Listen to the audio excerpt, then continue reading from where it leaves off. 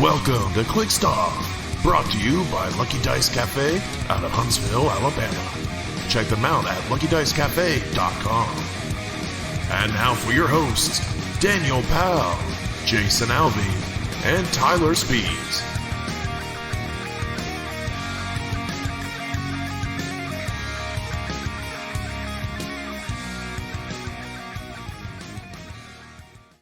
Craig is thinking. Hey everybody, welcome to Clixed Off today. This is your host Daniel Powell speaking. Just want to let everybody know that Clixed Off is brought to you by TrollandToad.com, world's largest HeroClix retailer. Find HeroClix new and old on TrollandToad.com and use coupon code CLIXEDOFF for 5% off your HeroClix order. Merchant and pre-order items do not apply. And if you like what you're hearing today on Clixed Off, check us out, patreon.com/ClixedOff. $1 and above gets entered into our monthly giveaways. $5 and above gets entered into our Discord server channel for HeroClix strategy and tactics discussion. June's giveaway will be a $50 web credit to TrollandToad.com. And joining me today is Jason, making trades Alvey. What's up? And Tylor should probably start purchasing HeroClix Spees. We'll see. And finally, hold on, Alex finally maybe has picked out a team, Coos. That's hopeful, but we'll see. And fifthly, Azareth. Maybe we've talked him out of Monsters Strife. It's getting there. And then our special guest tonight, yes, he is special. Jaylen probably, hopefully, will be joining me as an Eternal Bro again, Major. Hello. Thanks for joining us tonight, Jaylen. Thank you for having me. So tonight, not a lot of earth-shattering news the past 8-9 days in HeroClix, but we are continuing our summer series for the Road to Nationals and vis-a-vis Road to Worlds. So we will do we'll start out with our check-in on how our team building is going for Nationals. I don't know if I want to start, I don't know if there's any particular way, but I think I'll start with Tylor. How is your team building coming along? And if you would like to share, what team are you thinking of playing? Yeah, it's coming along pretty good. Started to do some practicing. I am currently running, it's technically Spider-Man family. It's really just because celebrities gotten a lot better, so you just plug Marvella, and then you can get Scarlet Iron Man and either Scarlet Witch, Chase, or Agatha, either one of those on Spider-Man family. So what I'm practicing right now and what I played in the Bradcast event was Marvella, Agatha at 100, Scarlet Iron Man, Miles West to get PD so that I could run both flashes, the TK and the charge flash, and then Commissioner as well. It's fun to play. Scarlet Iron Man is just as good as everybody hyped him up to be. It's disgusting that he has 50 points. The whole team gets stealth with the rookie Pog. It's got Underworld TA. It's got PD team ability. It's great. Thinking I need to test, but I'm thinking about maybe switching from Agatha to Scarlet Witch to get 20 points, and then adding a Darcy just because that many shield copies is valuable. But now to test, but that's where I'm at. I wonder who thought of that. I'm not who, but I'm wondering how we found out that having a +3 to range is really good. It is good. Actually, Jay Solomon was the one that suggested it after the Bradcast. dropping to Scarlet Witch and then out of here. All right. What about you, Alex? You have a lot to usually say. So, Azrith, what are you? What are you thinking? So I've kind of put monsters on the shelf for a little bit. I kind of know that team well enough that I didn't have to look into it, but I've been looking. So you feel like it's pretty much ready, right? And so, Yeah. like, do you feel like it's in a spot where you could pick it up, say, 3 weeks before Nationals and get, say, 10, 20 rounds on it and feel pretty good about it? Yeah, I do. Do you think it's good enough without barrier? Yeah, because losing the barrier doesn't really stop what the team was already doing. I think the team is good enough that it's in almost every game. There are enough matchups that are more difficult that has kind of got me looking at other teams now. But I know I always have that team to fall back on. Okay. But I'm looking at 2 different Spider-Man family teams, depending on where watch lists end up. But the one I'm really looking to put more time into is Captain Carter Soldier Spider-Man family, using full point Captain Carter Prime with 76, Sicarian Iron Man, Darcy Lewis, Agnes, Marvella, Mary Jane Watson, and the Deep Cuts Human Torch with Cloak of Levitation. An important difference there is that you have the cloak and Tylor doesn't. That's true. Therefore, your Sicarian Iron Man is 5% better. Yep. Maybe. And it's a lot of stat modification, high numbers for both offense and defense, big range, and then Mary Jane Watson is just insane. So I have Mary Jane Watson is insane. Tylor is also not playing Mary Jane Watson, which hurts me to some extent. I just don't think I can. I don't think I can properly express how great Mary Jane Watson is. It's even funnier on that team that I'm building because the paparazzis can actually go 13 for 3. And it's kind of funny with a 5 range. Oh, they have range, don't they? I forgot they had range. Yeah, they have printed 2. Yeah, they have printed 2. And I can make them a 5 range, and I can make them a 19 defense for what that's worth. That seems legit. Slightly. Yeah. It is. Yeah, I like that. I like that quite a bit. It's not bad. I feel like if you're at the point where you're shield pumping your bystander, you're probably in a bad I don't need spot. to shield pump them. I have 2 enhancements. Okay. So you need 2. Actually, I'm sorry. I have 3 enhancements now. Deep Cuts Torch added the 3rd enhancement. Oh, yeah, because you get the bunny, too. Yeah. Not bad, not bad. Yeah, I mean, and even 10 for 3, right? That's just a free attack, basically, right? Mm-hmm. Except for Dooms or another 76 is pretty good. Yeah, and then Captain Carter can just be a 9 range 15 for 7. Wow. How much? Let's see how to phrase this. How is it tested thus far? I've gotten 3 games in with it so far. It's won 2 games pretty handedly, and it lost the 3rd game. I overreached needing high numbers, kind of just limit testing. Missed the numbers, and then basically lost all 3 of my attackers on the crackback. So here I want to ask y'all this, and how do y'all feel?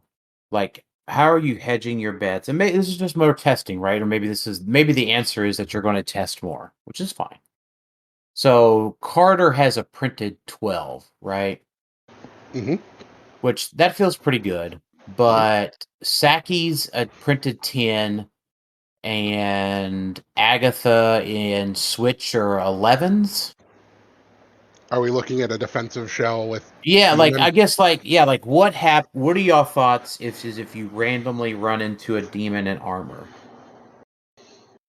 Have you thought about what your approach is? Have you thought about where your perplexed downs go? I have a little bit. I've theory crafted it in my head. My perplexes, if they give me the shot on demon, I take it. Otherwise, I use Human Torch, the Deep Cuts Torch, to separate from the defend and just kill whoever I can separate from. Right. I think it just depends on the team. Agatha's pretty good because she's a base 11, but she does have pen psych, and she can perplex him down through characters because she ignores characters. Iron Man's a little bit rough on him because he only has a 10 attack. So it'd probably just be a shot with Agatha or Scarlet Witch, either one. Right. It just depends on the team. Yeah, because neither one of y'all teams did I hear the word emotional modifier being used. No, the other Spider-Man family team that runs Gamora has modifier. Right. Just things I want y'all to think at about. At least Tylor's version that's running Commissioner has access to PD, which is very good for that team. Right. Yeah, and I guess can wild card it for more if he needs it. Yeah, they got 6 PDs. Yeah, I do like in general that Tylor's team does have access to PD, but I think in general the more straightforward option is the Human Torch. Mm-hmm. Because you just run him up there and then just blow him out. Yep. Right? Because you can blow somebody out, right? You can get somebody away from the defend and then the little pog if they're running GL, the construct. Yep. And then and then he requires a 2-hit. You have to double tap him. So, and he's giving up 20 points. You're probably scoring more on the trade. Yeah. That's exactly right. Jason, what are you thinking? Well, I shelved monsters for now too. I'm like Tylor. I'm on the famous Spider Police family. But I know that the cloak is good, so that's what's on my team. I didn't say it was bad.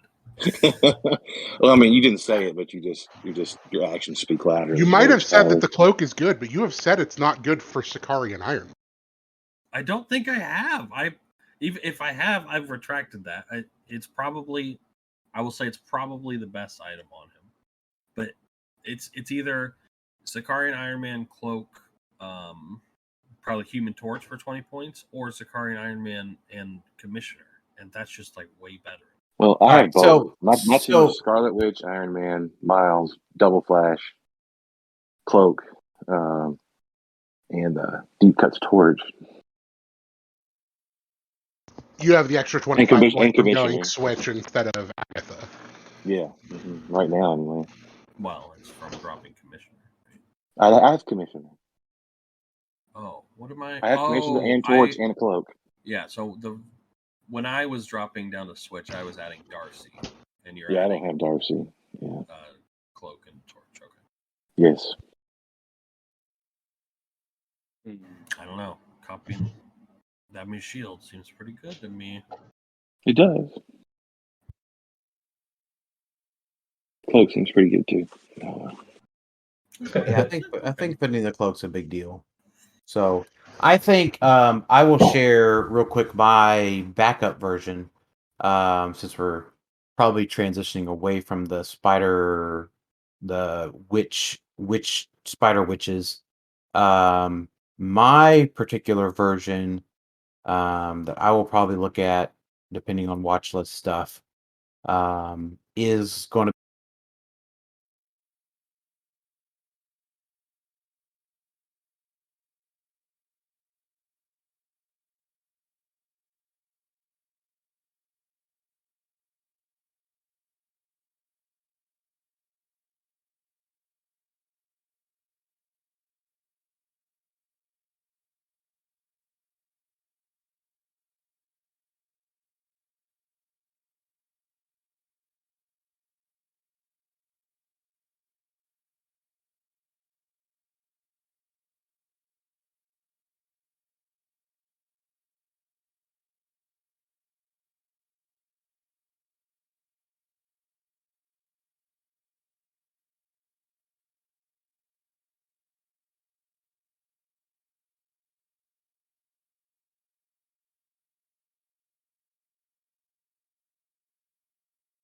be Agatha.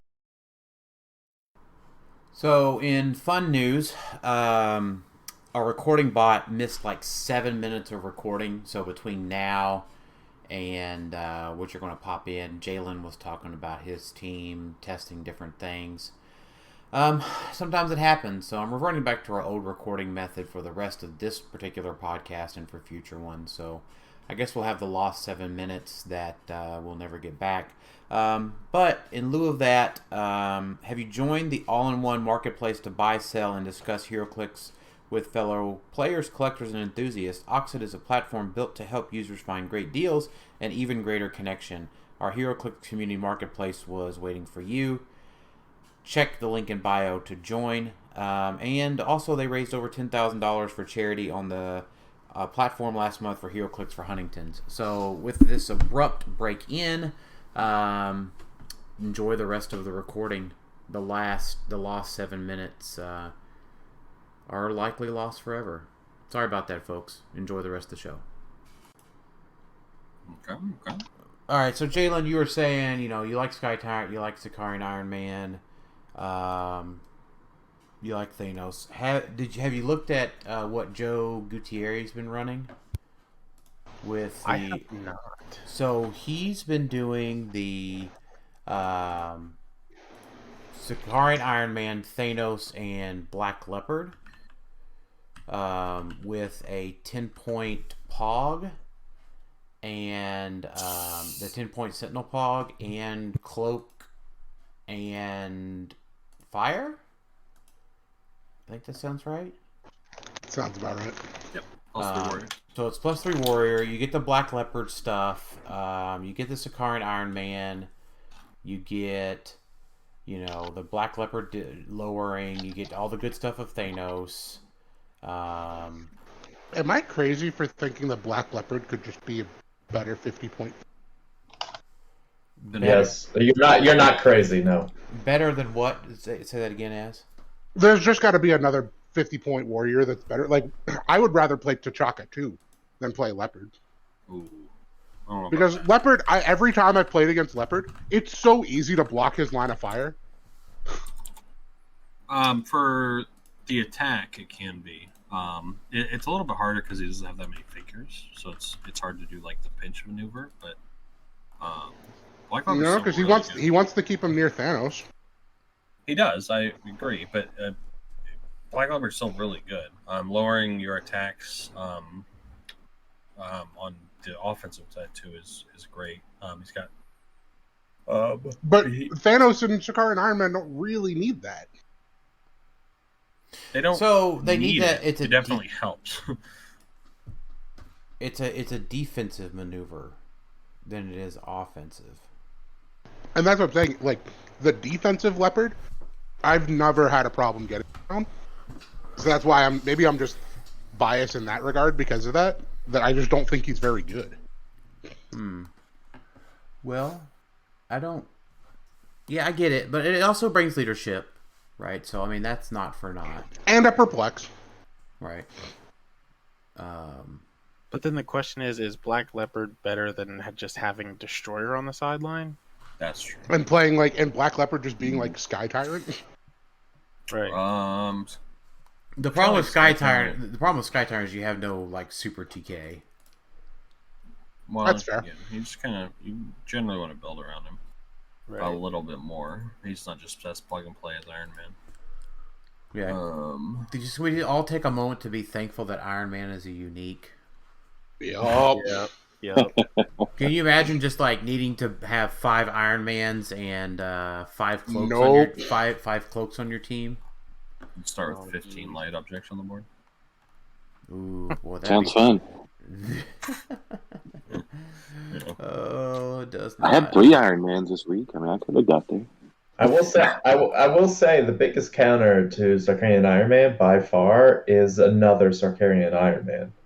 Because it really does become like Rock'em Sock'em Robots, where you literally just put them together and they who charge flurries each other first, and you just go to town on each other. Like that's probably just attack other people, right? I mean, if you're going against a Sicarian Iron Man with both objects, usually you use your Sicarian Iron Man first to knock him down, so that way he doesn't have objects. He's easier to take out because he's a threat with charge flurry 12 or 4. Yeah. Like you have to almost. One thing about Sicarian Iron Man I've found is if you're going to take 3 or less damage, you just take it. Just take the damage, pick Flurry, Steel Energy, let's go. Yeah. It depends, but yes. Yeah. I'm trying to look for other warriors. I am. You know what though? Like, I think the other thing that stands out to me on the warrior front is Prime Wonder Woman. Ooh, I'm a fan. Wait, Donna Troy, you mean? No, Wonder Woman doesn't have warrior. The Super Rare Prime Wonder Woman. That one doesn't have warrior. And drop the Pog. Yeah, she totally has warrior. Oh, wait, why is she not popping up with warrior? That's weird. Yeah, I don't know. He needs the Pog for equips. Right. Yeah, that's true. I mean, also, like Sinestro wouldn't be terrible. I like that Sinestro, the Chase Sinestro a lot. Yeah, the Chase Sinestro. He's also really good at disrupting formations, isn't he? Yeah, he's the one that can do knockback. 3 knockback 1. Yeah. Within 6 range. He could do it on himself if he wanted to. Yeah, I like that Sinestro. He can't knock back himself. Yeah, he can. He's a character with an. The direction of the knockback is the problem. I think they ruled that with the what was the his is a knockback ring? direction. His is a direction of your choice, so it actually doesn't care about that. Oh, really? Mm-hmm. What was the knockback ring thingy? Impact ring with like Andre the Giant. Oh, influence. Or really influence with anybody just knocking themselves back. But because that actually had to follow the actual knockback path. So it said that it just says that they can't because you can't determine the knockback. Yeah, since there is no knockback path direction able to be determined. Yeah, but he gets to pick it. He gets to pick it, so it's probably fine. So, all right. Alex, do you care to share how your team building's coming along? It pretty much changes every minute at this point. I discovered that I might have to play Legacy Mockingbird. So I'm playing right now Avengers and Fantastic Four swap.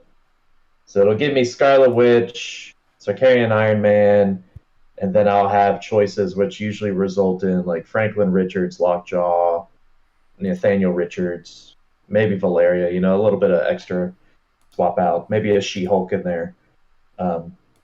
So it's got a lot of versatility and a lot of pickup powers, which is very counterintuitive to someone who suffers from decision paralysis, choice paralysis.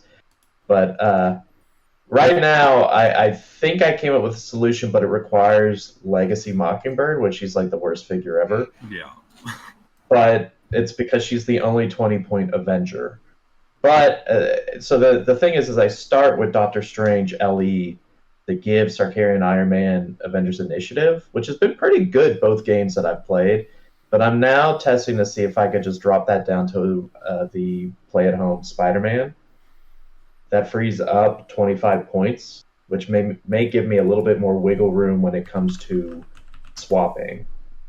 But it may not. I'm only just starting that. But so far, having the main core of Sicarian Iron Man, Scarlet Witch, She-Hulk, Franklin Richards, Lockjaw, Nathaniel has been quite potent and quite good. Because the added benefit is She-Hulk can make heavy objects if worst case scenario happens and I'm stuck with a Sicarian Iron Man with one object to choose super strength. But she could also choose heavy objects for Nathaniel to use to give Scarlet Witch, Franklin, or Sicarian Iron Man an attack power. So that's pretty good also. And she, free TK if they're adjacent. That's the biggie. So the only downside of that team is it doesn't have leadership, which I have a solution for that, but I still have to figure certain things out with that. So have you figured out fit in a destroyer yet?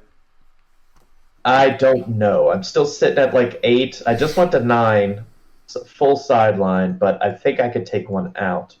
But I'm waiting to see about version 2. I'm working on version 2 now. So because I do not use a prime. Right. Currently. So Jaylen may be using a prime so far, and Az is talking about using Captain Carter. I want to stress this point for everybody at this point. I'll start with the side note. Side note: I'm learning to roll for my destroyer more. Proud of you. Second of all, destroyer is absolutely freaking clutch. I KO'd said Captain Carter Prime in Brad's event with my destroyer this past week. Because he was next to an Empower of Marvella and picked up an object and was now doing 6 damage with an outwitted defense. Sure. So just randomly good. Yeah, and I definitely like every team that I've built. The 3 teams that I have built right now all have primes. It's not because I don't think Destroyer's good. It's just unfortunately characters I like end up being primes. Which is totally fine, right? I don't think you slow down what you're doing. But I would say if you're not main forcing a prime for a very good reason, get him on the sideline, right. 100%. Yeah, like absolutely, right? Like, I think if there's a piece that I would say that everybody needs to get if you're going to play in Nationals and Worlds is you need that destroyer.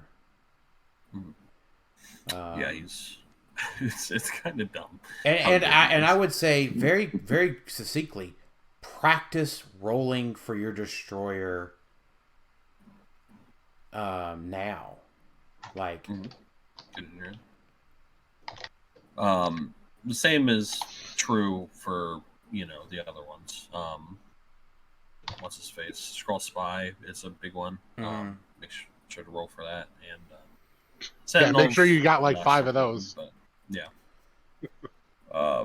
Both of those can be very vital. Also remember Sentinels. I said that, Jaylen. Pay attention. See, that's Jaylen. Thank you for that great advice for Sentinels, Jaylen. You're welcome. Yeah. See, Tylor. Oh my god.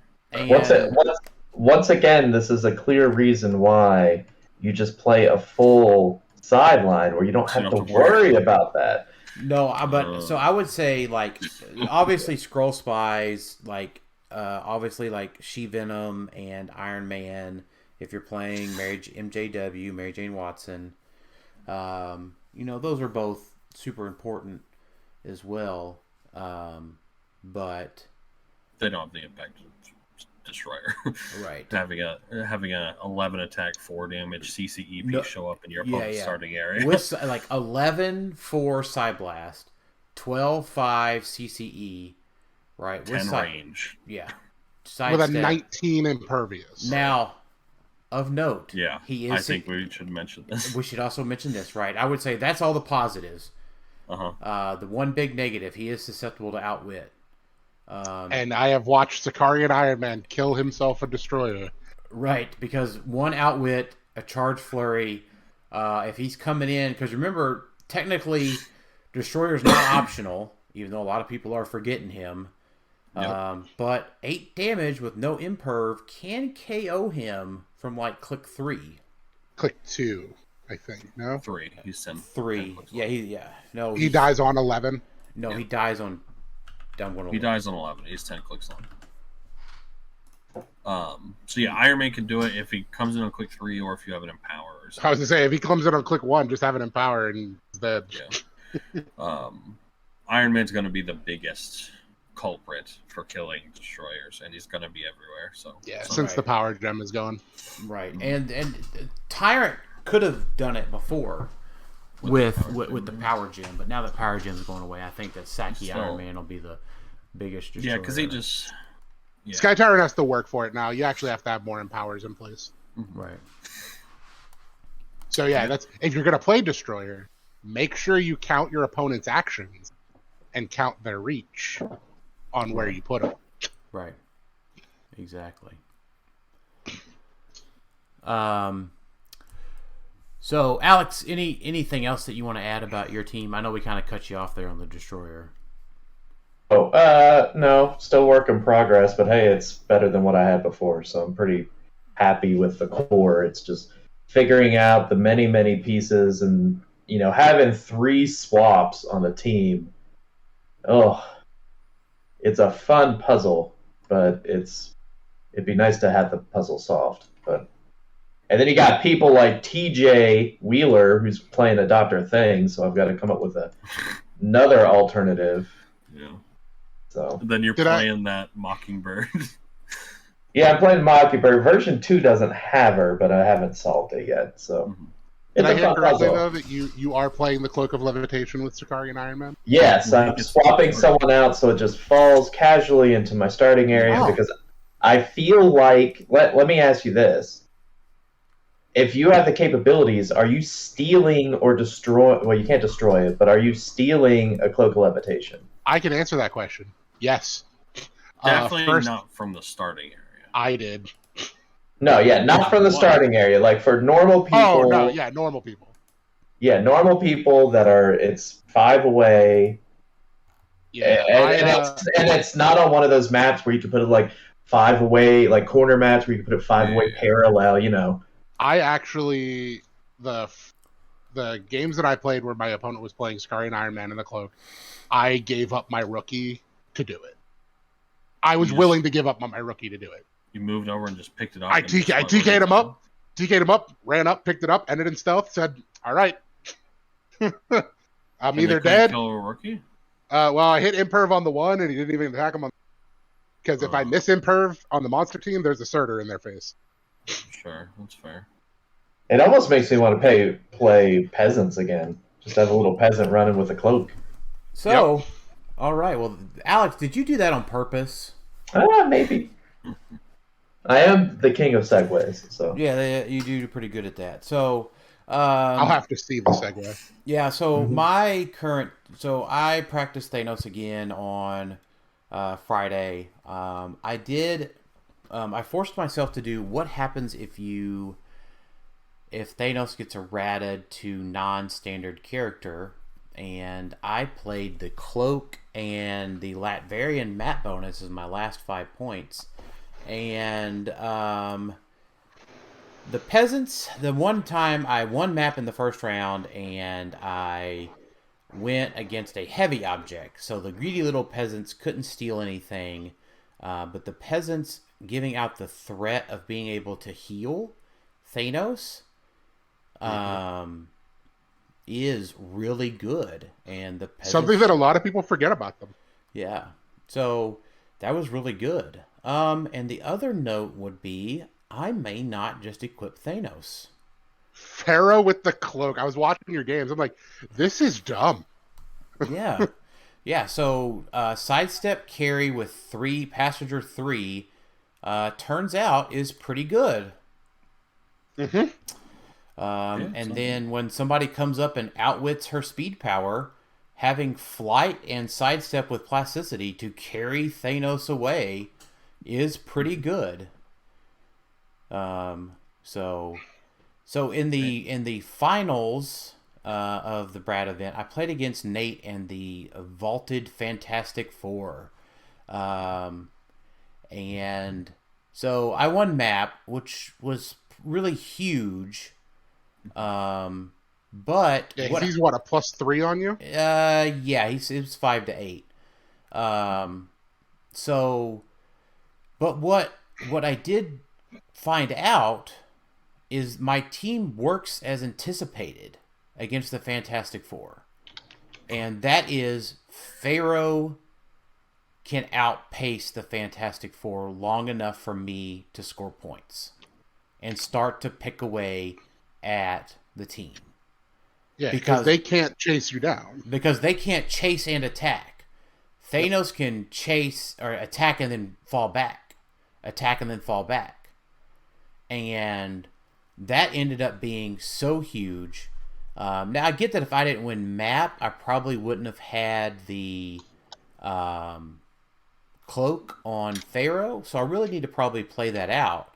But the Fantastic Four just plopping in front of you, right? Well, I could plop on out of there. I could plop on out of there.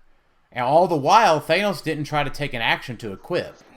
So I'm not relying on a leadership or willpower turns 2 and 3 to keep the momentum going. Because I've missed those before. I get that it's low variance, but in a situation like Nationals where only 4 people get in, only top 25% get in, I need to account for that low variance. So, Cloak on Pharaoh is pretty damn good. And guess what? Just having the Latvarians, the little peasants, suck up little other cloaks and stuff may not be a bad deal. Not only that, like the peasants can just block lines of block TK lines, and it's so annoying. Right. Yeah. Now I did want to, before we talk about some other stuff, I just wanted to have a little reminder of all of this, of why Spider Thanos came into play. Are y'all aware of the why? You're aware of the outcome, but do you remember the why? Like specifically, like Az or say Jaylen. Like maybe I just assumed it was long range, shoot for 6 damage because that's what Uni was able to do. So very specifically, right? So why the question goes back to why didn't Daniel play Thanos in the Coffee and Clicks event, but he did afterwards, right? So it was when War of the Realms made Hammer Jane legal. Mm-hmm. Hammer Jane was not available for the Coffee and Clicks event. Correct. So what very specifically, I don't know if I want to use the word bothered, but what the problem I was trying to solve was, so in December of 21, I was playing Bat Doom at the Bradcast Unofficial Worlds. Mm-hmm. And my Alchemical Fire got destroyed by Jubilee back-to-back rounds. And there was nothing I could do to clap back. So Jubilee becomes a problem for me, right? Glaring problem. Now, there was also, because there was X-Men Jubilee, there's Monsters Jubilee at that time, right? Maybe not so much now. There's still X-Men Jubilee. And then the other thing was the Fantastic Four. Now, this was single Lockjaw before the double Lockjaw tech came out. And I'm like, okay, so if somebody comes over and pops my Chemical Fire, I have to be able to do 13 range and do 6 damage to KO Jubilee right out the gate. And then have enough defensive posture to withstand a Sky Tyrant or a Surtur or I don't know, a Dark Phoenix at that time. Right. This is pre-post rotation. This was, whatever. The Dark Phoenix was still around. And then specifically against the Fantastic Four was single Lockjaw. Well, it was how do I get 2 targets, only roll Mind Gem, get 6 damage, and be able to KO the thing right out of the gate. That's where Hammer Jane and Dazzler came out. And then immediately after Darcy came out, it was Darcy Pharaoh. But that's the play. 6 damage, 13 range to protect your fire from a Jubilee or to be able to hit a Lockjaw and hit somebody else for 6 damage on the Fantastic Four with the double targets. So... Sure. It was an answer to a question that the meta presented itself, and like say Jackson's version of Thanos or Tylor's version of Thanos that he played for that Coffee and Clicks event, neither one of them could deal with that so straightforwardly, and that's why I particularly didn't like it. So, if you ask how we got here. That's how we got here. it was an answer to the other powerful teams in the meta that were winning. Because as you faced Fantastic Four with single Lockjaw in the top 4 of that event, you faced Jubilee Monsters in the finals of the Coffee and Clicks event. Sure did. And, your team had its own answers to that, but that was my answers to those, right? And then at the time, I was playing the Emperor Gladiator, right? So that's how we arrived to today, right? And I think my only other update for Nationals there is it's probably not Gladiator anymore. As a backup, it's probably Spider Saki. Can we just stop with the Saki part? No, I like it too much, Alex. Like, I don't know why. Like Gladdy Daddy at least was like rolled off the tongue better, but I just don't feel good. That's my problem with Saki Iron Man is it just doesn't even roll off the tongue. Yeah, it's like Saki Iron Man. It's like that sounds like Sucky Iron Man. It's very aggressive and like harsh sounding. And he's very much Sucky Iron Man. Yeah, I'm in Sucky Iron Man camp. I'm a Dan. Sucky Iron Man. No, I mean it's just one of those things. It's very much a what I want to say, like it's sacky, right? Like the same thing. Gladdy Daddy is an innuendo. I mean, Sacky Iron Man has a big sack, man. He's running up there, right? He brings his own little sacks to the map, right? 3 sacks starting out. I guess when you put it that way. Wow. I guess I'm switching teams now. Yeah, that's how you get around it. Just don't play it. Yeah. That's how Dan gets people to not play figures. He just comes up with very bad nicknames for them. That catches on, yeah. It's like, I was going to play Thanos, but he named him, I don't know what. T-Daddy. Yeah. Yeah. It is. T-Daddy just sounds like a pimp. That's right. Yeah, T-Daddy is a pimp. I was going to say, is it like the entire team, Thanos, and a bunch of female figures? Let's see. The new version... Yes, it is all females. It sure is. It's all females. Much to Tylor's chagrin. Spider Pharaoh is a woman. Spider Pharaoh's a woman, no matter how much he would like to misgender her. Well, he doesn't think Spider Pharaoh's a woman? No, I've never seen the figure. So I didn't know. I didn't know until it's Jessica Drew. Days ago. It was the. I mean, the sculpt literally has boobs. I'm saying I never seen it before. Yeah, well, Tylor doesn't own figures, so he doesn't actually see sculpts. That's right. Tylor doesn't play HeroClix in real life. He just plays it online. Right. Tylor, did you know that Spider Hammer Eye is in fact a pig? What? No, I actually own that one. So. Yeah, he actually does own that. He thought it was just like a Spider-Man butcher type figure. Really likes ham for some reason. I don't get it, but you know what? Oh, man. So, let me see if there's any... question. Okay, so I guess the last update I have for Nationals... myself, and if any of y'all would like to share. Brad Broyles wrote in and says, I want to thank you all for your last episode about your talk about weight loss and prepping to walk a lot and conditioning your body. If you were okay with it, I'd like to hear more about that. I find it inspiring and would like to start off a little bit slower to make my experience a little bit better when I go to cons. So my stated goals for Nationals are 20 pounds down and 5 days out of 7 getting 10,000 steps and over.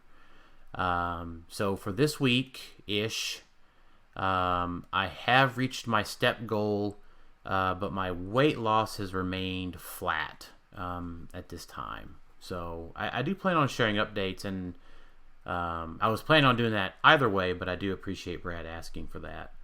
Yeah. I've had no such goals other than just trying to make sure I'm drinking more water on the regular now so that I make sure I'm drinking more water during the convention. That's right. Yeah. So in your case, right, you might want to think about like if you're going to start drinking more water, you need to think about letting your kidneys expand.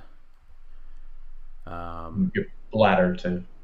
Whatever. Yes, that body part. Yeah, the body part that holds the pee-pee. Because if you're like me, and just have access to a bathroom all the time, I sure do. I have to pee all of the time because I drink a lot of water and I just go pee whenever I would like. So that does create a situation for me at conventions, is that I do have to know where the bathroom's at, and I do have to plan on going to go pee a lot as I'm drinking a lot more. That's fair.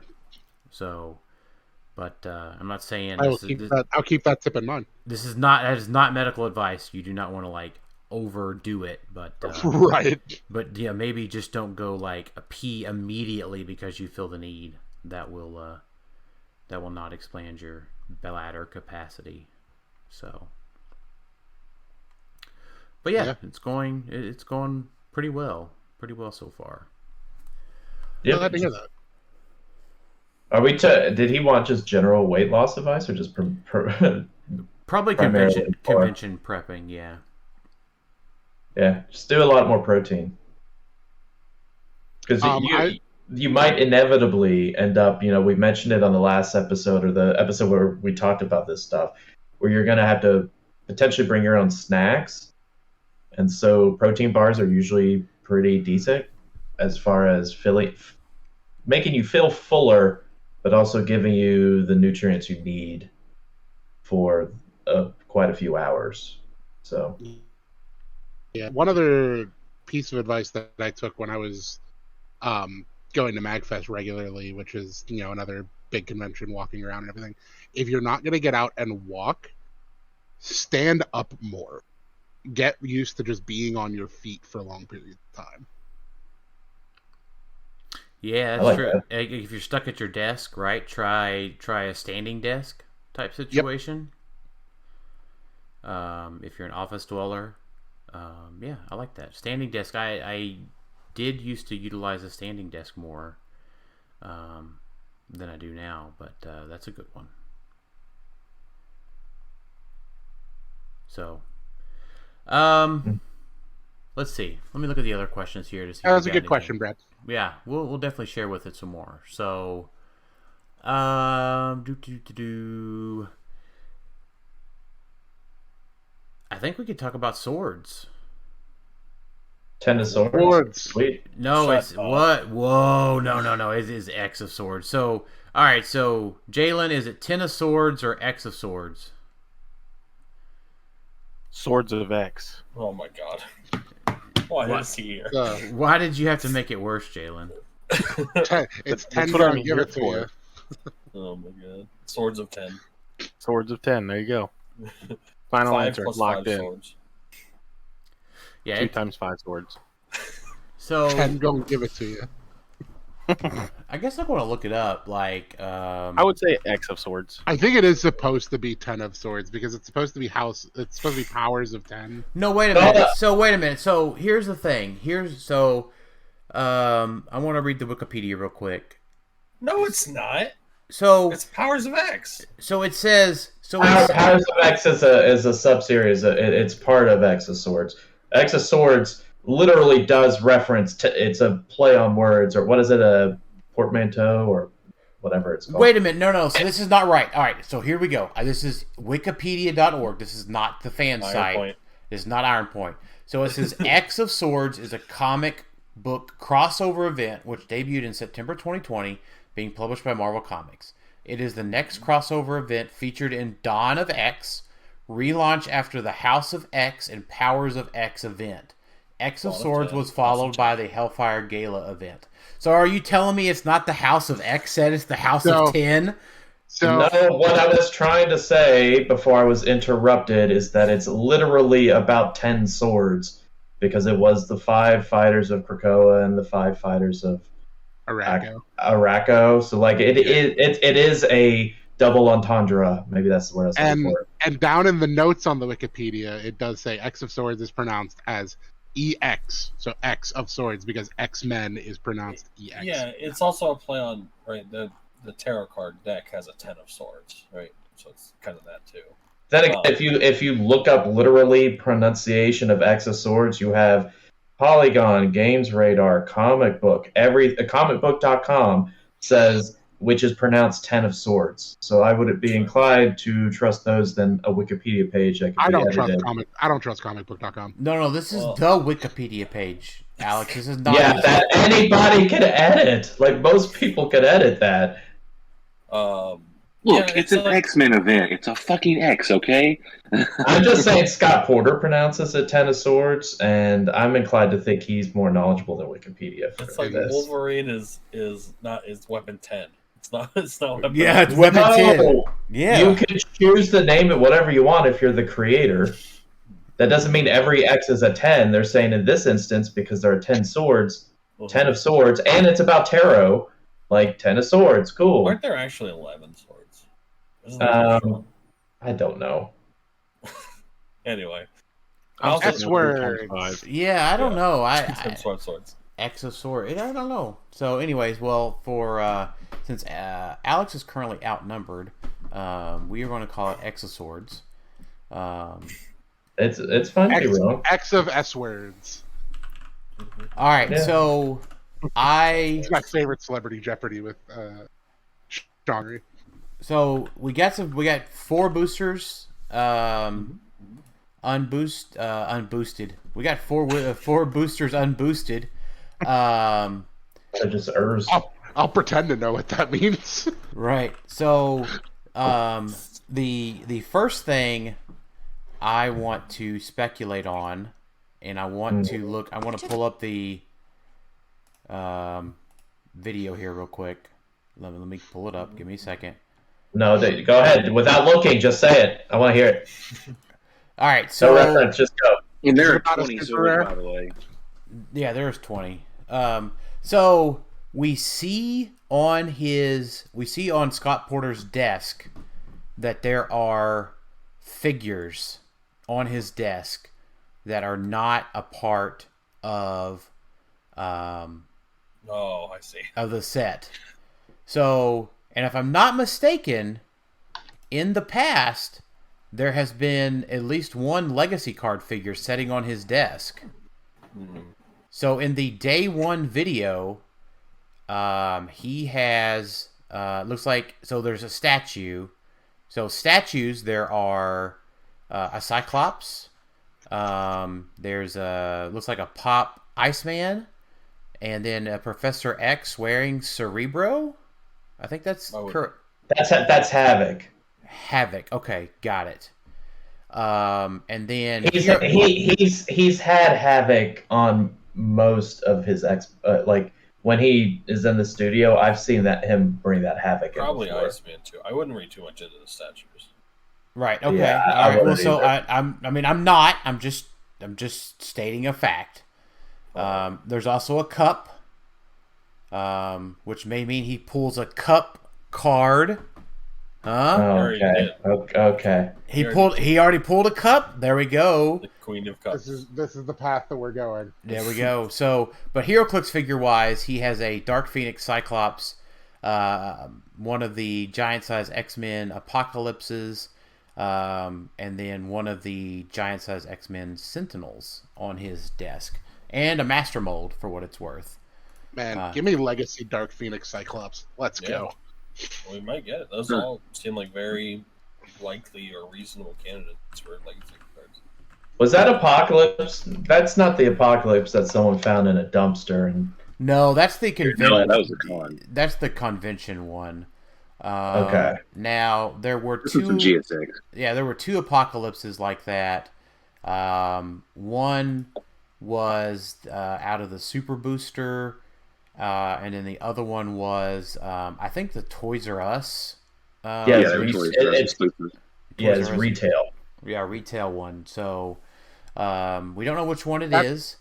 That's the one that's like holding Cyclops up by like his throat. Yes, and Jean Grey in his other hand. Yeah.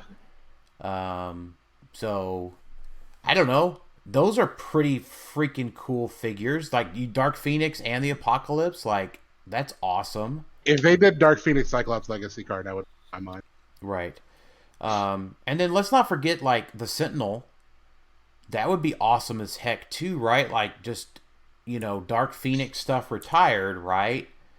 Okay, so not to rain on your parade, but Havoc, Dark Phoenix Cyclops, and that Apocalypse was on his Rise and Fall unboxing. He did have 2 pop figures, one of Cyclops, one of Professor X, and then he had both XDPS Phoenix. Well, then WizKids let him be wrong then. They're not going to let him be wrong twice in a row.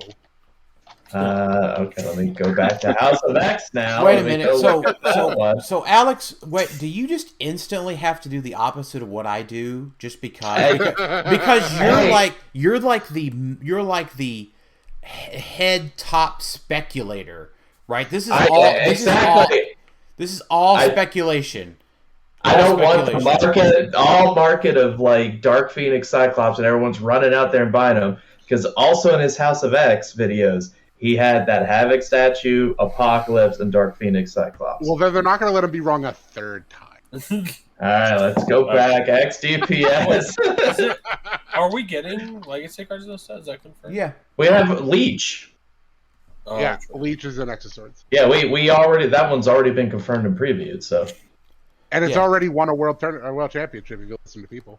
Just real quick, do we think Leech is good? No. I know we've talked about this. Leech off the ID card is phenomenal. Yeah, it's gonna be real good in silver. I think Leech off the ID card is okay.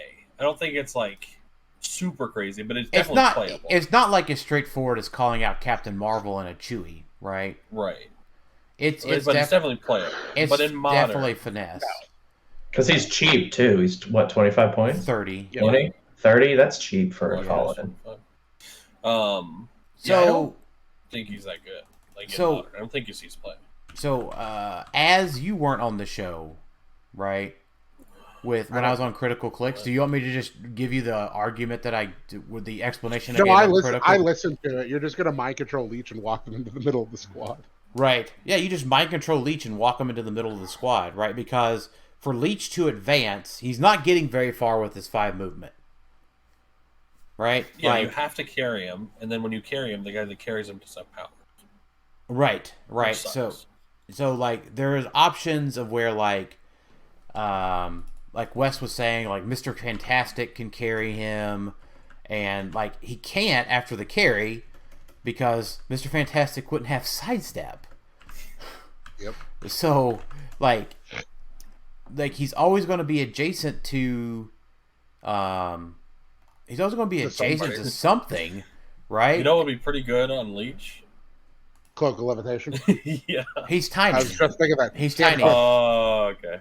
It's probably wouldn't be worth it anyway, but he does need sidestep to be better. Yeah, but so like Mr. Fantastic can't like sidestep him away or one of the other characters, right? So like there's always just you just can't get him to advance. And like I understand that funky. Yeah, I understand that if like Thanos takes a hit, like maybe it's a big deal, but like there are other characters that mind control. You're Agatha, right, Tyler? Like Agatha ignores characters and can shoot. She's base 12-4, right? Yeah, it's like I'm gonna get Leech wherever he. Right, and that's without the rune, right? So like you can get Leech wherever you need to go, and yeah, who needs a rune when my opponent has a Leech? Right, so it's. I don't think he's playable main force. I don't either. I remain to be surprised because he does have 2 swap out options. So, I mean, I would be glad to be proven wrong. Yeah, yes, he has swap out options, but I don't know when you would leave him in. Like, if you're not ever gonna leave him in, why are you playing it? Because it's only it depends. I think 25 points is great for a swap out in general. It's 25. It is 25 points. Oh, yes. Okay, yeah.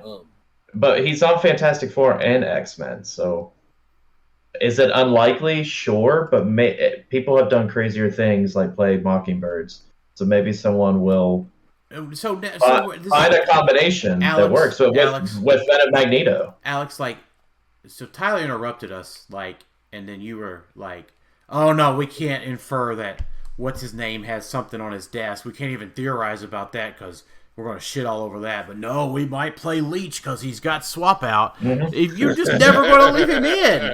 It just doesn't happen. So no, I'm just going to, you know what? I'm just going to shit all over that. So okay. I'm sorry, Alex. I'm sorry. I will leave a caveat if there's some sort of cool placement effect that comes out. It may be something, because it is a very powerful individual effect. It's too clunky with the 5 movement. You can't really carry it. Oh snap, guys! Freaking Krakoa! There you go. Sending Leech through those portals, baby. Kind of I don't think anyone would. It's something. Please send Leech through the portal so I can just kill him. Yeah. It's something. Send it through the portal and then just come over there and do stuff. I don't know. I'm going to say because swap out exists, there's always the realm of possibility someone's going to be crazy. So, oh my gosh, I'd much rather have Egg, Magneto, Nathaniel Richards, the Julie Power, the new Cypher from the exact same set. All right, we got a 10% of 100 of swords. Let's go. 10%. 10 to the 10th power swords.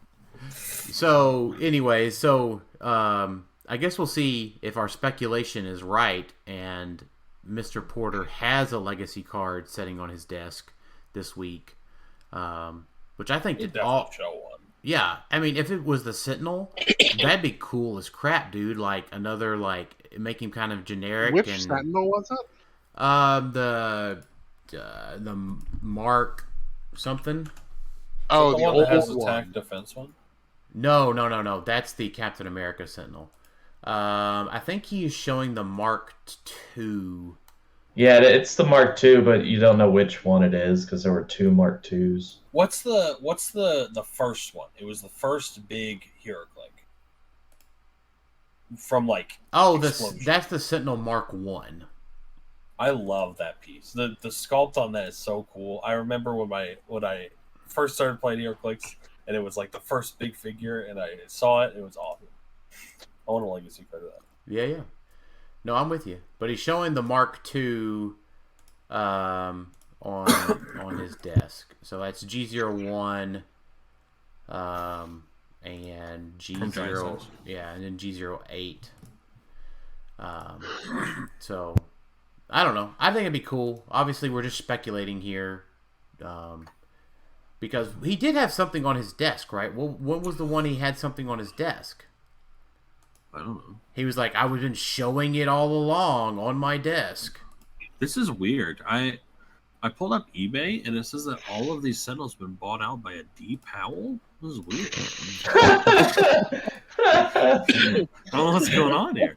Well done, Tyler. Well done. Well done. This is so odd. So weird. But it's pulled up by Thanos Lover XXX. What's going on here? Repost it now at $70 a piece. How odd.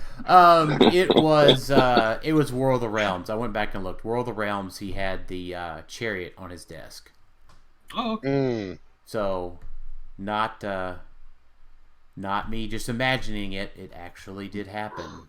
Maybe they filmed all 3 X-Men sets on the same day, a year ago.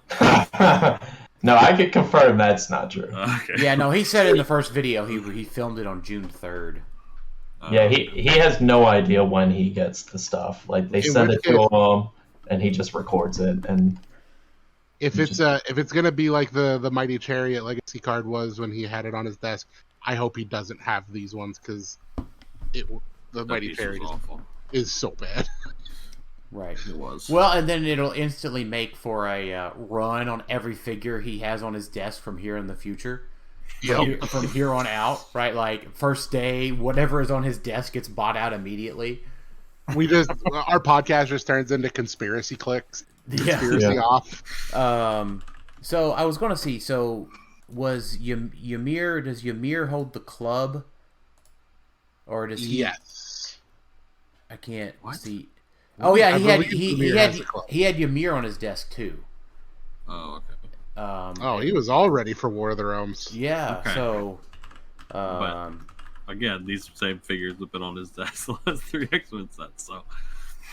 Yeah, X-Men's a little different because he's a huge X-Men fan. Yeah, so he is. Yeah. that's why it's a little different than the other one. Isn't he the voice of Scott Summers in something? Yeah, the X-Men animated, the X-Men that came out after. Is it Evolution? Yes. The one where they're in college. Or I love that set. That show. That was a cool show. I was gonna look here. But anyway, so I guess we'll see, because today's Tuesday. This show will be out on Wednesday. It'll be after the unboxing tomorrow. So, based on the X of Swords previews that we got, Dan, is there anyone that you want to talk about in particular? So Tylor already disagrees with me, but Deadpool. Hey, real quick before we get into fantastic. Before we get into Deadpool, I wanted to clarify he was not in X-Men Evolutions. I think it was that. Remember that X-Men anime came out? Or they came out with an X-Men cartoon that was an anime style of drawings. Yeah, it was in 2011. It was the 2011. It was a miniseries. That's what he played Scott Summers in. It was not. There was X-Men. Yeah, look at it. It's on IMDb. Marvel anime or X-Men. Oh yeah, it was the anime style one. Yeah. Yeah, I'm with you now. Which was good, by the way. If you guys haven't seen it, the art style it was pretty cool. As somebody who occasionally watches anime, it was actually very entertaining. There was they did the same style for an Iron Man show too, and it was really good. So X of Swords. So obviously we'll do our full set review later. And I would like to talk about Deadpool. I like how we've got Deadpool the duck, and now we have Deadpool with a duck. And I'm gonna play both together. Right. So I mean, the big thing is adjacent friendly characters have the dolphin symbol, and he places his own water. Right. Mm-hmm. So totally, it's better than Bishop for 2 reasons. Yep. Shard can only be generated once per game, so when I deal with Bishop, I only have to get in and then get back out to get rid of Shard. Mm-hmm. And because Bishop's a really good attacker, he's 11 for 3. Mm-hmm. A lot of times he's a 13 for 4. 13 for 4, right? If they have prob, but and then also not for naught, Shard is a good attacker too. She's 10 for 3 with precision strike, and running shot. So, no, when I'm mind controller, I don't care about their movement powers. Sure. So she's you're saying this talking about that.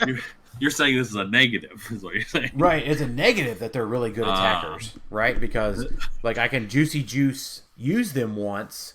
I think you might. You may be looking at this through Thanos shaded glasses. Because generally, when someone is a better attacker, that is a good thing. I don't know if you do that. I agree. Yeah. And Bishop when used against Thanos is really good, because if Thanos has prob, if he picked time for the rollout, but then he gets the higher attack value. Yep. So but no, you're Dolphin right. Symbol is better than Shard. Right, and Wilson has a rollout. And he's not a good attacker in the grand scheme of things, right? He's only looking at that as a positive. He's only 10 for 3, but he's going to be adjacent to other people. Mm-hmm. So that 10 attack becomes maybe less relevant because you're not as likely to be able to break away and attack a softer target. He does. Yeah, and he has perplex. He can perplex his own attack down. He does. We're in a weird world here where we're saying a figure is better because he can perplex his own attack down. Against specifically the Thanos matchup. Even then, it's a little wonky. Perplex it up. Your defense ain't going to do anything to the 13 attack. I agree. It's just it seems like it's a very weird thing to say as a positive. Well, wasn't that like a big strategy of how you dealt with like Starro? You just perplexed your damage down. It could be. It was. But in that case, they left their attack values up, and the Blackbird was only 5 clicks. That's fair.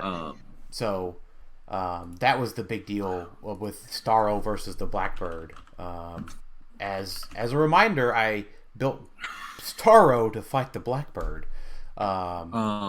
Specifically, if we're talking about him against Thanos, they do have to be adjacent for the dolphin symbol, and he does have Wake. It's not like a huge deal, but it's they're definitely going to be surrounding this guy, right? Yeah. So it's something to keep in mind. Yeah. I can't remember. Is he unique? No. Not No, he's not. No. I remember 45 points. He's 40. 40. It's not bad. Gets you your prime slot back too. Yeah, and that's the other that is point number 2, right? Is point number 1 was he's not once per game-ish like Shard is, and he doesn't take up the prime slot is point number 2. Yeah, there's obviously pros and cons to both him and Bishop. Bishop's clearly the better attacker. If you want that, he comes without wit. This guy comes with complex. Bishop's a little bit deeper. This guy has a rollout. And the other really big thing is Bishop doesn't get messed up by Molecule Man. That's true. But this guy can also on an unthemed team, he can play with Molecule Man and bust him up. That's the biggest difference for me is that this guy is only protecting 4 of your people, including himself. Map dependent, obviously. So that's a big deal because most teams are not 4 figures, especially X-Men teams where one of your pieces is 40 points. So he can't really protect his whole team by himself. So that's the biggest deal for me. But yeah, there's pros and cons to it. I really don't think it changes too much. Even if he sees play over Bishop, which he might, I don't think it changes. It buffs the team up too much. It does give you the Destroyer, which is obviously not negative. There are just pros and cons to it. It's Plus, you can give Destroyer Dolphin. You can give Destroyer Dolphin. And then there's I think this guy probably helps unthemed teams more than X-Men teams. I think that's probably where I'm at with it. Yeah. What do you think, Jaylen? Yeah, Jaylen. Yeah, you've been quiet, buddy. Oh man. Well, I was also I have my mic muted because I have my fan going, so I don't want to catch feedback. We can't hear it. Okay. Because they got it muted. So. We can't hear you though, so you can keep muted if you want. Ouch! I didn't know we were been so rude to our guest today. He started it. He did. Damn, Tyler. I thought we grew past this, man. What? Okay, I'm gonna pull up your Discord messages to me. Jaylen's taking the high road. So, gosh! All right, so yeah. What do you think about Deadpool? Deadpool, I definitely think he's better than Bishop, 100%. The fact that he gives you your prime slot back gives you options for, like, possibly Mimic coming back. Mimic's the big one for sure. Possibly Destroyer, because X-Men just live. X-Men just has 900 primes. Yep. They have 900 primes. They have a lot of equipments coming out. I feel like X-Men has 1 prime. Oh my gosh, Tyler! There's at least 2 that are good. There's at least 2. Which 2? Oh my lord. Bishop and Mimic. No, there's another one besides Mimic. Hold on. Gladiator doesn't technically have X-Men. I thought we weren't counting Bishop in the. Oh no, that's the other. Yeah, that's the other one. It's Gladiator because it's swap. Yeah. I don't think we can count Bishop because this guy doesn't free up a prime slot so you can use Bishop. No, this guy frees up a prime slot so that you can use Gladiator or Mimic. Yeah. Sure. Hey, don't sleep on Zorn Prime. He's not bad. I agree. I like Zorn. Right. I mean, Emperor Vulcan. Yeah, I mean, you are looking at like. Shut up, Hazard. There's also like Dark Beast, right? I'm not saying that's great, but it just frees it up, right? Mm-hmm. Right. Apocalypse Prime. I think not Apocalypse Prime. But there is just other options, right? Uh, I think Mimic and Destroyer are the two that are just like there. Right. And Gladiator. Wow, just Gladiator. hating on Gladiator. And Gladiator. And Gladiator. Did we hear about this guy called Gladiator? Everybody chill. Yeah. We're not standing for the Gladiator hate either, Tyler. Yeah, we get hype when Gladi Daddy comes in. It's just pros and cons, right? I don't think one is clear better than the other. Did you know that Gladiator has traded Mastermind? What? I forgot that for all of 20 seconds, and I will never forget again. The problem Don't is worry, that I will never let you forget. The problem is that the rune marker really sucks. I disagree. It really, really sucks for Gladiator. Okay, I agree. Can I say that it really sucks for Gladiator because he also can't see through stealth? Yeah. I kind of disagree with that, but so I disagree that he can't see through stealth. No, that's a problem. I think that's factual. That's factual, but I don't think it's a problem. So one other thing I wanted to highlight is we thought Thanos was bad in a 175-point piece. Oh, God. Are we going here? Guess what, folks? Are we going here? Ignores elevated, ignores hindering, ignores blocking, ignores characters, shoots out of adjacency. So broken. In a fucking 25-point piece. What's his attack value, like 6? 10 for 2 with precision strike. And what range? What range? He has 5, and he has the shield team ability on board. Yeah. And X-Men. And X-Men. You are not making this comparison, Daniel. I am making the comparison.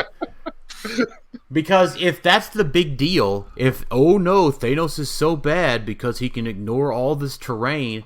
Just real quick, what are we talking about? What's his name? Peeper. Fucking Peeper. Oh, God, I hate the X-Men. There's so many and he's got a trait that whoever carries him gets +2 speed. What's that noise? Is that everyone turning off the podcast? No, yeah, because we're talking about fucking Peepin' Tom here going, woo! Dude, that's his power. I'm playing Black Tom and Peeper together now. It's the Peepin' Tom team. Is his power just X-ray vision? Is that it? I'm not going to Google. The sculpt is creepy. I'm not going to Google it. I'm Googling Peeper.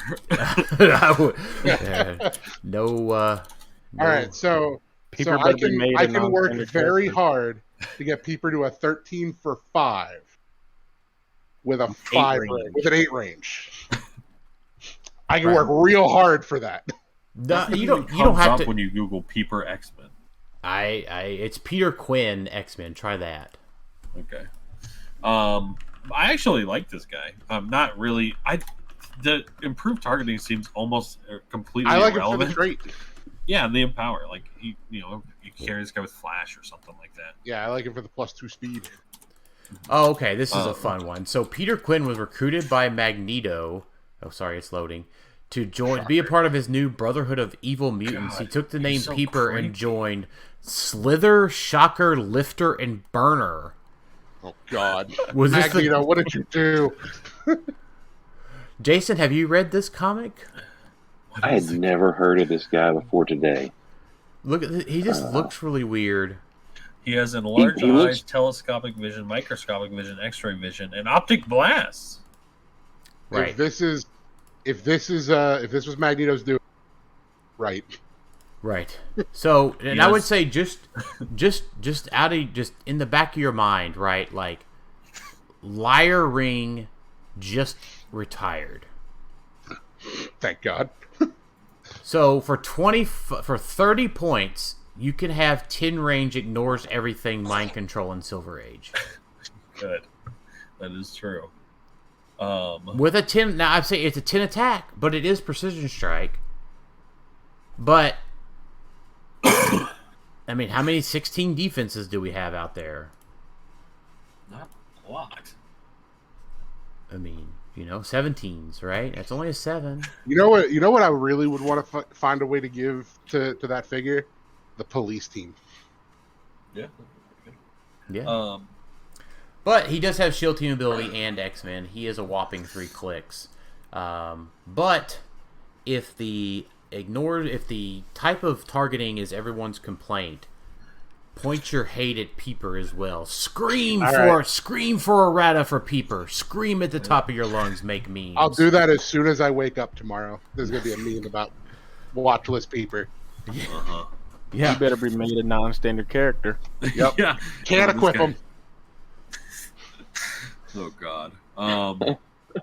Man, we are fucking reaching for shit, man. No, I'm not reaching. I'm just saying. Dan fully believes in this. I believe my own That's bullshit. the sad part. He really that's the problem. I believe most of my bullshit most of the time. Justice for Thanos, down with Peeper. Right. Yeah. Okay. So some other notable things in the set. Cypher. Cypher's cool. Power enhancement for 25 points, and then you can Sword pay bearer. to be a sword bearer. He is a sword bearer. We'll see what those do. We did see one equipment so far. It's the Muramasa blade. It's pretty good. Does it come with Wolverine? It comes with Wolverine, or it comes with the other guy that I don't remember his name. Wait, it can come with both of them? No, Well, not both of them in the same pack. No, it comes with Wolverine. The other guy doesn't use that sword, I don't believe. He does. Scott said he does. Yeah, Scott said he uses the Muramasa. This guy, he said this guy's also a wielder of the Muramasa blade. So Oh, I thought he used other swords. So that's fine. He knows. He is better. He knows more than I do by far. But yeah, this sword really gives Blades Claw's fangs. Are all of them just going to give Blades? Probably, but it also does something else.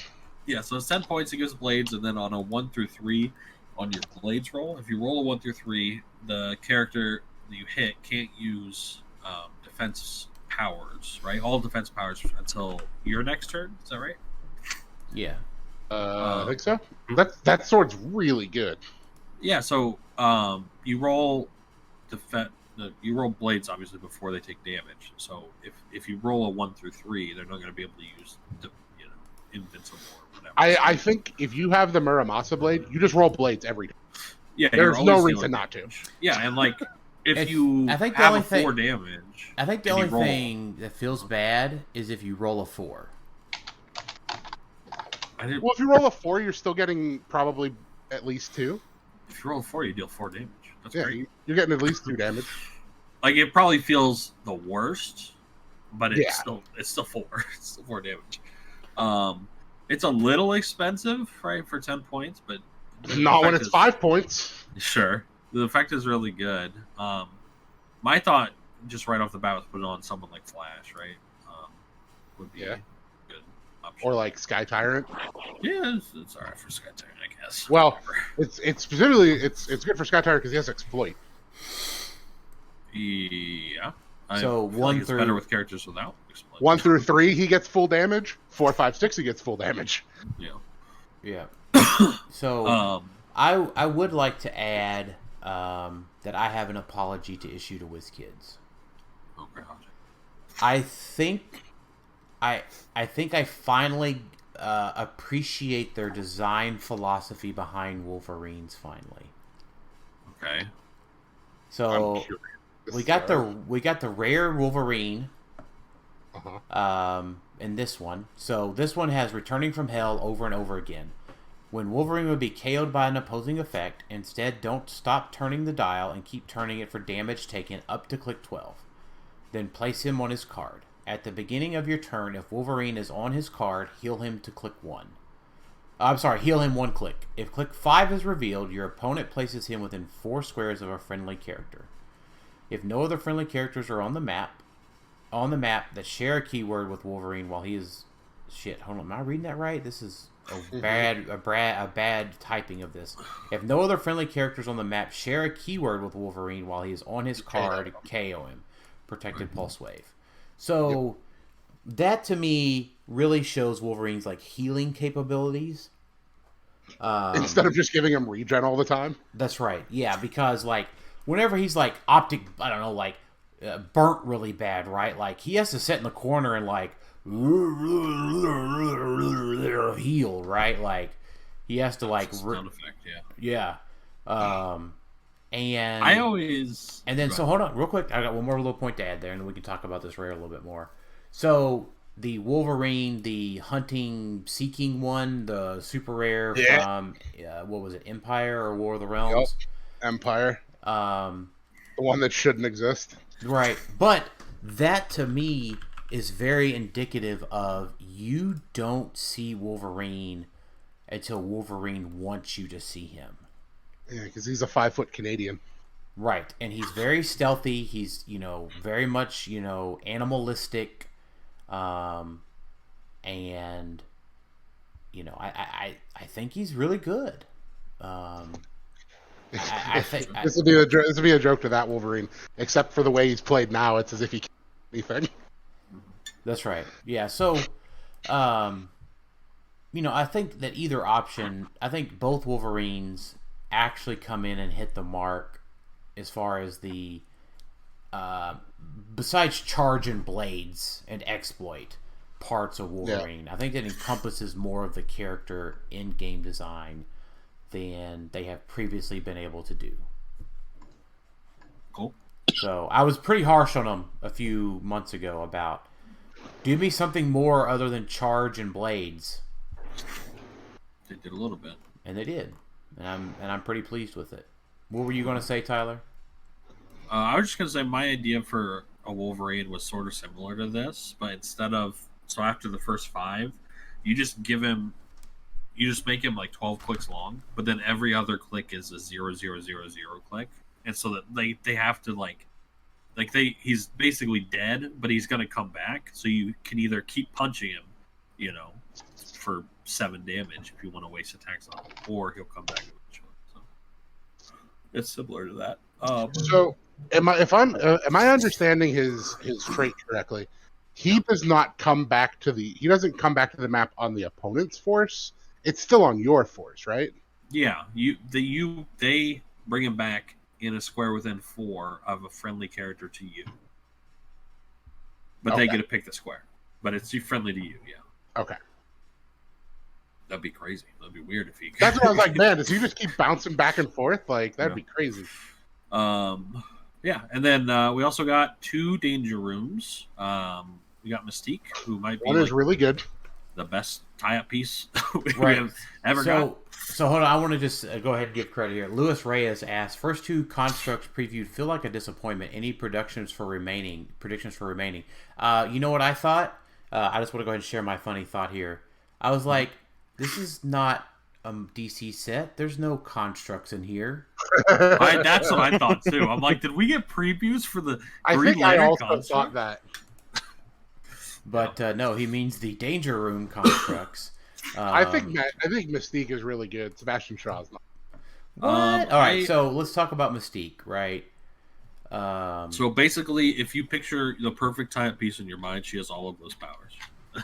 She has plasticity, she has shape change, she has super senses, which is exactly what you want. She takes 3 hits to kill for a 25-point piece, which is great.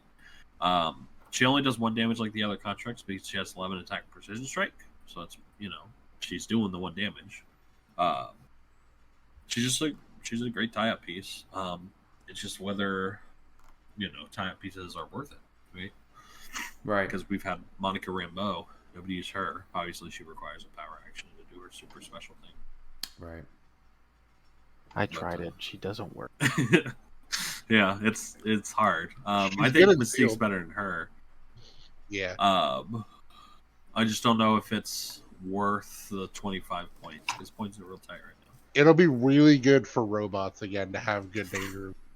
Yes, I agree. We'll so, especially with like Prime Vision.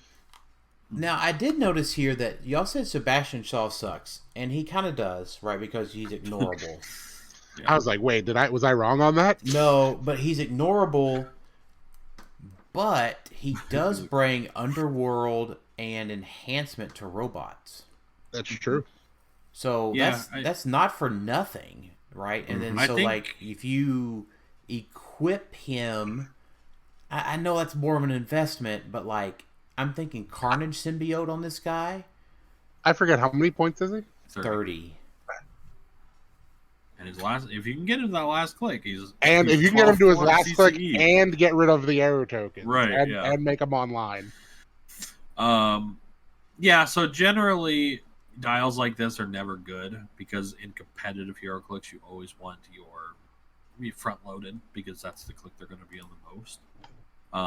But like Dan said, this guy offers stuff up front, so he's even a bad dial that's a danger room is going to be better than a normal bad dial because it doesn't die. Also, Mystique's like KO penalty is basically irrelevant. Why? It's Why? the character that KOs her can ignore shape change. I think. Yeah. That's not not going to be that. That's not going to be super. Probably not. But what is Shaw's? It's that can't modify or can't have their attack values modified. Right. Yeah, if you're the character that's KO'd it, right, you can't have CCE or RCE used on you or Perplex or whatever. Perplex on that attack. That's a little worse. Yeah, I mean, but the shape change thing is neat. At least. Yeah, it makes sense because it's like they're learning, right? You learn from fighting Mystique. It's like Magneto gave ESD, Sabretooth gave reflexes. For some reason, Mr. Sinister gave protected outwit. I love these pieces. I love all the danger rooms. And there's two more that we haven't seen. Yep, we have Apocalypse and Juggernaut. Which we'll have to see. Do we know what the sculpt for the Juggernaut looks like yet? Is it the Tylor knot? It is. Yeah. How's that gonna feel? You have your figure sculpt in Modern twice. That'd be kind of cool. And one of them might be playable. Wow.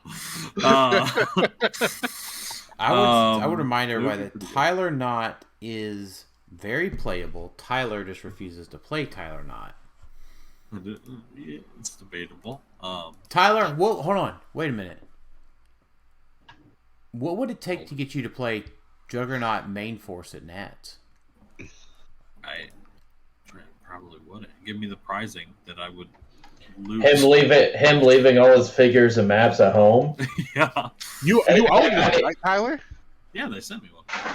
And him be like, I don't have any of my stuff, guys. It's like, hey, we just happen to have this one Juggernaut.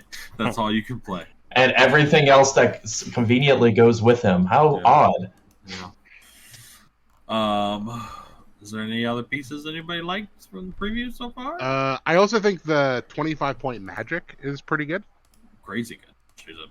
She's Passenger 4, right? Passenger 4 Perplex for X. Yep. Or Mr. For 25 points and a sword bearer. It's Lila Cheney, except 6 less speed movement. Lila Cheney was so dumb. That's so good. But she does have Perplex. And if you carry Peeper, you have Deadly. or you have Tempo. Yeah, Tempo. She's also a great candidate for the cloak as well. But again, it's a little bit risky equipping a character that dies that easy, but still really good. I think that was about that's the good stuff so far. And we saw 2 tarot cards so far. Yeah, we saw Queen of Cups, which I think we've seen before. It's really good. It's damage maxes at 2. You can only deal 2 damage at a time, which is crazy impactful.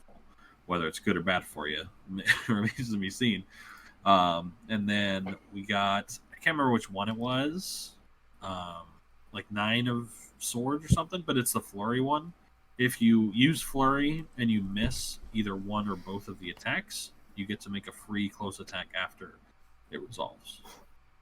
It's basically like a prob on Flurries, pretty much. Yep. Which is fine. It's nothing crazy, but if you're running a lot of Flurry, you might use it. It is quite promising that out of 4 boosters, he's gotten 2. So yeah, true. Because that was one of the main questions going into this set was how is distribution of tarot cards going to be? And you should be able, they're in the same card. So if you're, jostling some boosters around, you should be able to tell, I would think. Where did we see? I'm looking at all of the cards, and I have not seen some of these. So this one is the Hanged Man. Some of them got posted in an article. When this card is put into play, each player may deal 1 unavoidable damage to a friendly character. If they do, while this card is in play, that character modifies their combat values +1. That's cool. What card is that? That's the Hanged Man. It's from the month 1 OP booster. And then there's the Sun, which is a month 1 OP booster. Lines of fire drawn to characters can't be blocked. That seems pretty good. The Chariot. Where have we seen these? The Chariot. These came out in an article that was written explaining tarot cards. We've seen all these. I have not seen them. I thought I read an article. Talked about them too, I think, but some of them. We didn't really talk about them yet. Lines of fire drawn to characters can't be blocked. That seems pretty good. Yeah, but you could just play Peeper. It's true. Peeper Thanos. Double with that card. No block lines for anybody. Yeah. These are cool. Boy, okay. Then, you know what? Y'all are making fun of me. Yeah. And I just don't appreciate it because fucking Peeper ignores everything for lines of fire. There's not been a single bit of outrage for Peeper at 25 points. You know what? I can play 7 Peepers for 1 Thanos. You know what? If you win a Bradcast event with Peeper, I will change my tune. No, we're not going there because he's just gonna play Thanos with Peeper. Thanos Peeper. Yeah. I think the good thing is that Peeper has no generic keywords, so that is true. Thank God you'd have for to play the meta. unthemed. You'd have to play unthemed Thanos. Don't tempt me because he does have shield. So don't. And you'll probably still play Pharaoh, so he has enhancement too. Yeah, there you go. Right. Don't tempt me because my unthemed version does still include shield with Mary Jane Watson. So yeah. He's not unique, right? Oh no. So you play just a ton of Peepers. Yep. Just nonstop. Yeah. You can play 12 Peepers. What's your opponent gonna do? You see through everything. That's right. That's what's so bad is seeing through everything. You cannot hide from the Peeper. Beep beep beep beep beep beep. If you can't tell, I'm a little bit annoyed about all the Thanos memes. Like I'm beyond annoyed at this point. No, I agree with you. I think the sentiments are correct. The way things are being handled. We're getting a Mad Jim Jaspers in this set. Let's go, Tyler.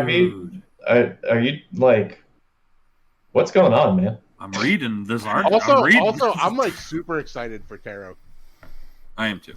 I think it'll be really good. Like I said, I know I've said it before, but it's just like adding augments to TFT. It's basically the same thing. Is there anybody else is excited for in this set? Is there a Gambit in this set? I don't think so. Then I no longer care. Jason, what about you? What are you excited about? I'm not. I don't see anything I'm excited about so far. Is this Merlin the actual Merlin, or is there Merlin might be cool? Merlin? Yeah, it's the Merlin that appoints the next Captain Britain. So it's actual Merlin, right? Yeah. Okay, that's cool. I need to see I am very excited about Nimrod and Nimrod the Lesser because I really love that figure, and I read that comic. What was it called? House of X. Yeah, House of X is Nimrod the Lesser. House of 10. House of 10. House of 10. And I loved it. It was like my favorite X-Men comic ever. It was really good. And Nimrod the Lesser is from that comic. So he also makes Pogs. We know that because we saw the Pogs in Day 1. Thank you. Gosh, sorry, headphone users. I tried to get away. I'm a loud sneezer. Sorry, my mic is pretty far away. I think I might have to have a hearing aid after that. The Play at Home Kit X-Men or Wolverine is the worst figure. We saw Play at Home Kit Pyro, right? We did. Or that's the Yeah, OP. I don't think it's Play at Home Kit Pyro. It is Play at Home Kit Pyro. It is? Yeah. So more importantly, we have a guest on the show today, Jaylen. Jaylen, what are you most excited for? Yeah, Jaylen. Definitely the constructs, because I'm a big robots guy. Okay. Definitely. Do you think that Shaw has a place on your robot team? Nope. For what reason? Do you not need enhancement? Do you not think that that's irrelevant, or for what reason specifically? Well, because if you attack that character, you can't have your combat values modified at all. So, like, you can't even have like shielded up damage. Can't have if they kill robots, but you know what I mean. Like, Mash Mode generates close combat expert sentinels. He does. Robots lost so much with the rotation. They probably are the team that got hit the worst, I think. Does robots going forward for you, Jaylen, look at playing Prime Vision? I think it has to. Right? That's an interesting point, because are there any other good robots? But the thing is, robots like to equip, so they like to bring in Destroyer a lot. That's true. It's a hard that needs some testing. That's what that needs. You still have Dooms. I think you have to play Doom at this point. Doom probably makes the roster. The problem is there's like 18 Prime robots. All of them are pretty good. So you want to use all of them. And people are saying that we most likely get a new one too. The Nimrod super rare is probably a robot. Mm-hmm. And he makes Nimrods, so yeah, he's a Pog. Yeah, because we saw the Pogs. One of them is. You could also just play Prime Destroyer on the main floor. Yeah, don't ever say that again. You could. It's not. Wouldn't recommend it. It's legal. It is a legal play. But who is the White Sword? It's a chase. There's a sounds pretty cool though. Apparently, there's a white sword. Is there a black sword? I was gonna say, Jaylen, how does that make you feel that there is a white sword chase? Easy. You got all black the Necro Sword. That's something. The White Sword is literally just someone from Ten of Swords. That's all it is. So it is a person. So where's the black sword? Black. I think uses the Ebony Blade. That was Null's sword, Jaylen. All black, the Necro sword. Yeah, but that's just a sword. The white sword's a person. Why can't we get a person? That's something we should mention. I've seen people post about that. More likely than not, the back of the sword card probably declares this is what is considered a sword. Because I've seen some people talk about, we can equip the Wonder Woman sword and the all black sword to these people. Oh, you know what? That's the funniest thing I've read today was, and their explanation for this is ridiculous, right? That you're posting this.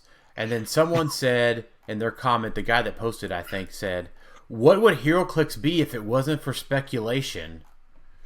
I mean, that's true. That's what we've done all episode is pretty much speculate, but yeah, it most likely is on the back of the card. Look, I would believe more. I would believe the speculation of legacy cards on Scott Porter's desk more than equipping any sword in the game. Yeah, you get to equip all black Necro Sword. That'd be kind of sick. That would be sweet. For 5 points. That's fine. For free. No, for 5 points. No, free. Okay. There's probably sword bearers that get it for free, right?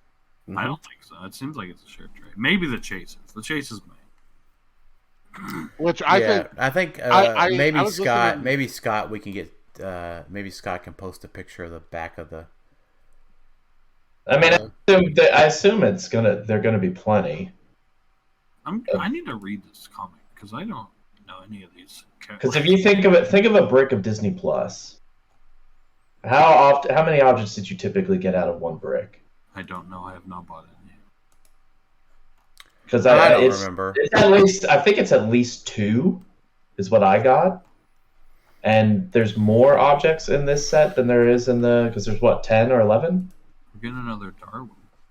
So I think Tyler, you're all over the place. Yeah, I think I think there'll be plenty of objects that we'll see one again in his video.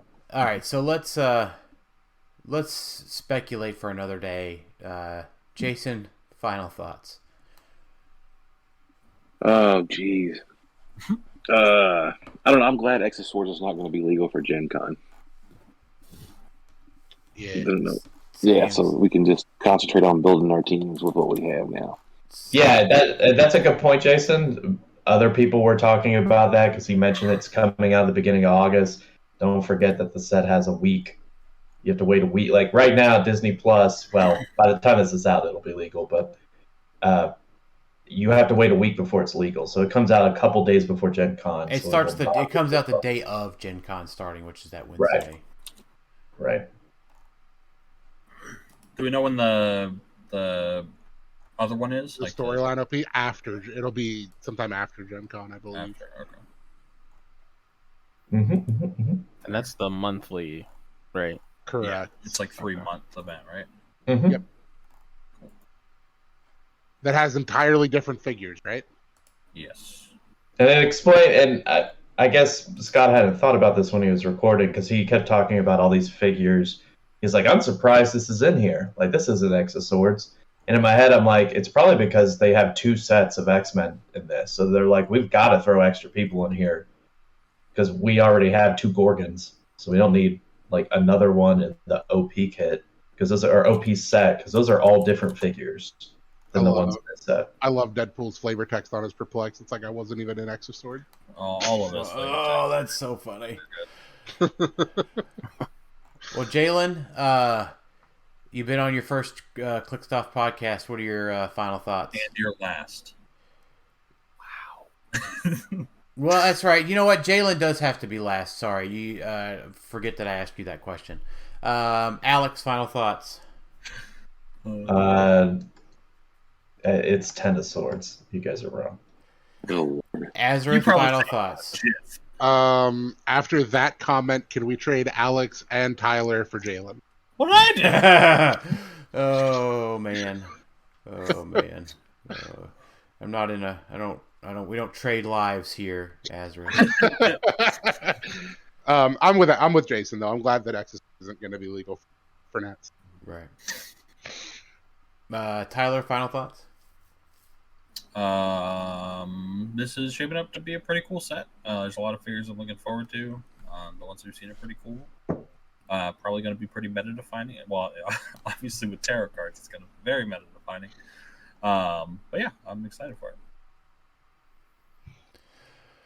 Jaylen, final thoughts? Well, 2x5 of Swords looks pretty interesting. It's definitely gonna shape some things up when it comes out. I can already tell, especially with tarot. All right. Well, thanks for being on, Jaylen. We appreciate you joining us. This is the biggest 6 people is the biggest podcast we've had in quite some time. So, it was a lot of fun tonight for a relatively slow news week, and we're right when we record right in the middle of an unboxing. So, but thanks everybody for listening to Clixed Off today. We'll talk to y'all next time. See you later. Later.